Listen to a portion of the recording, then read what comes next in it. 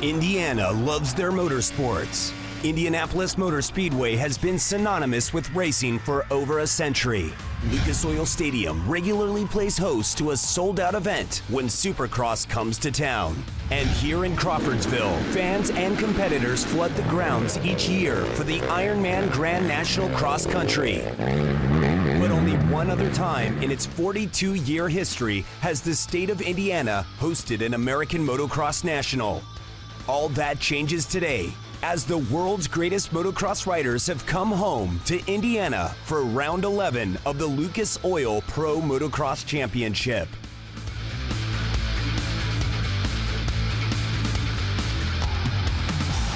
They say anything can happen in racing, and we're probably going to see just about everything today. It's the inaugural Thor Indiana National in Crawfordsville, Indiana, next to last round of the Lucas Oil Pro Motocross Championship, sanctioned by AMA Pro Racing. Well, we knew the start would be absolutely key considering how muddy it was out here. And Ken Roczen makes it happen. Almost goes down. Then his teammate, Brian Dungey on the 5. Almost goes down as well. That could have been bad. Hay bale, too. He was lucky to pick it up. Then bad luck for a whole bunch of riders. They ended up lapping a leader, Ken Roczen, all the way up to 10th place in this moto because so many riders were down. There's Jake Weimer. He certainly had better days out here. Roczen was never headed. Had that whole shot, brief challenge from Trey CANARD. CANARD made a mistake, and from there he slipped away, and Roczen goes on to win the moto by 38 seconds. Yeah, Chest fist pump. on the heart. Yeah, that was all hard. That ride needed it with the championship on the line. Dungey ends up finishing second, and CANARD third. Here are the results. Eli Tomac had a good start. Toasted his goggles early, had to go into the pits, came all the way back for fourth. Brett Metcalf without goggles finishes fifth. Chad Reed.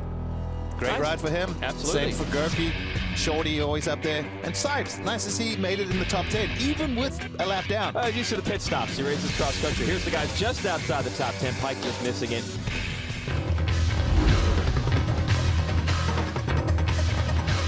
Trey CANARD gets out front early. There's Ken Roczen in second place chasing him, but then he goes down. That allows CANARD to get away. Roczen mentioned a few other problems. This lap rider was all over him. Yeah, just one of those deals. Not intentional, just these guys trying to make the most of the track and just trying to go in a straight line. But Trey CANARD, what can you say about this guy? What a performance. Held on, led every single lap. That's 2 weeks in a row. He has won the second moto. He's just edged out in the overalls, you can see. And the overall results, Roczen is going to beat him by 2 points. Dungey salvages a third. And a big shakeup in the standings. 20 points is the gap between Roczen and Dungey now. It was only 7 coming in. It'll be a showdown with 2 motos to go. 50 points still on the line, though, in Utah. It is not over yet.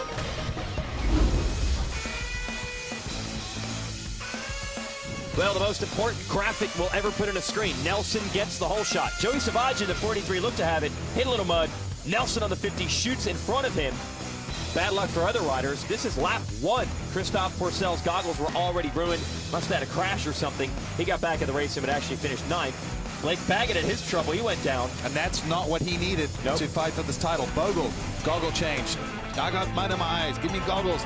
All these guys battling for clear vision. Except for this guy. Once you get the whole shot, it's easy, right? First moto win ever for him. Wire to wire. Jesse Nelson, well done, young man.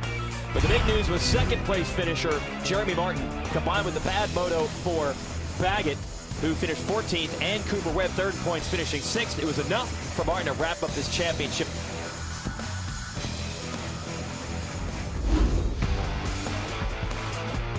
Jesse Nelson nailing the starts today, got out front, thought he might win all the motos, but no, he runs into trouble here right in the lead. Yeah, just unfortunately hugs the yellow marker there.